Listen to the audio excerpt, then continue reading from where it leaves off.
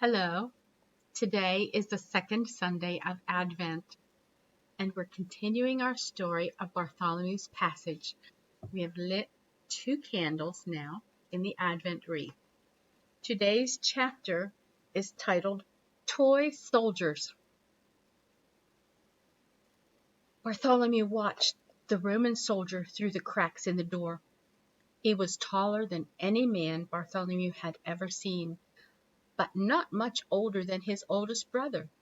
He wore the full uniform of a soldier, complete with double-edged sword on his hip and throwing lance in his hand, but somehow the uniform didn't seem to fit too well.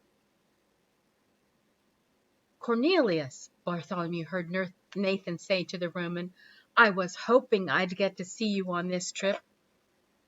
"The joy is all mine," the soldier said. But Bartholomew didn't think there was much joy in his voice. "At least I hope it will be," he added. Nathan looked at the soldier for a long moment and then said slowly, "Your life is as full of joy as you choose it to be, Cornelius." The soldier thought about these words for a moment and then said, "We had an incident yesterday, Nathan, a runaway slave, and a man dressed as a fool who helped him escape." There was a long pause as the 2 men stared at each other, with Timothy and his wife looking on. Then Nathan sat on a wooden bench at a long wooden table and said, "Come, Cornelius, let us sit and talk a while." The soldier didn't move, but said in a low voice, "If I were to look in your bag, Nathan, would I find your fool's costume?" Nathan tried to laugh, but it didn't sound very real. "I always travel with my fool's cap, you know that, Cornelius." "Yes, I do," the tall man said, his armor clinking as he moved. "And I have to wonder, is it my friend for whom our garrison is searching?" Nathan stared at the other man for a long time, and then said in a voice that was almost a whisper, "Please, Cornelius, sit and talk." The soldier, who was barely a man, hesitated, then leaned his lance against the wall and sat across from Nathan at the table. "You have opened my eyes to many things, Nathan," he said. "You tell me there is but one God, and I think I believe you. You tell me he will send a Messiah, and that seems to make sense. But this thing you cannot tell me. You cannot tell me to turn my back on my duty and my honor. Your God would not want such a thing. I must think, or he wouldn't be much of God." Nathan took his time responding, and Bartholomew could see that his new friend was nervous. "Our God indeed is a God of honor," he said finally, "but sometimes a man must ask, honor toward what? Toward a law that allows one man to hate another for his own personal gain? Or should duty and honor be toward something higher, duty to truth, honor to the law of love?" "The law is the law, Nathan," the soldier said, a hint of anger rising in his voice. "Without the law, we would have chaos.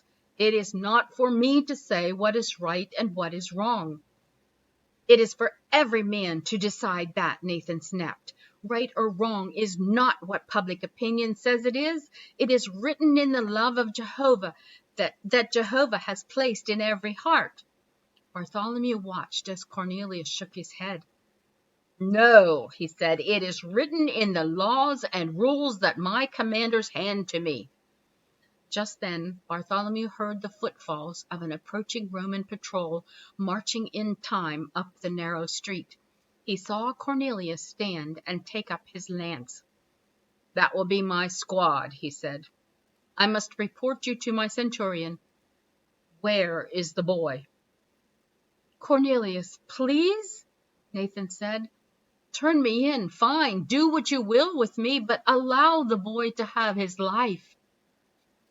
The soldier started for the door. "We will search this place and find him," he said. with no joy in his face, but with all the determination in the world. "Cornelius!" Nathan yelled, trying to stop the Roman. "Your own family came from a line of slaves. Can you not have pity on one small boy?"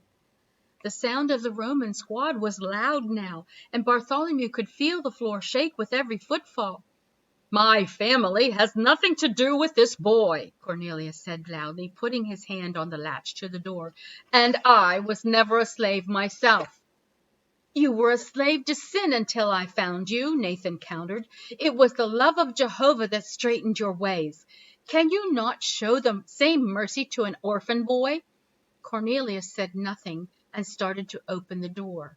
"Cornelius!" Nathan screamed in desperation. "The boy's master is Vespasian. You know what that means." Bartholomew saw a quick shudder pass through the Roman's body, and for the first time the Roman hesitated. The pounding feet of Cornelius' squad was right outside now, and the sound shook the house like thunder. Through the crack in the open door, Bartholomew could see the red capes and bronze armor of the soldiers flashing by. Then Cornelius threw his shoulders back and opened the door to Bartholomew's death. Sometimes it's hard for us to know what's right and what's wrong. If everyone else thinks that something's okay, especially the people we want to be friends with, then it must be right, right?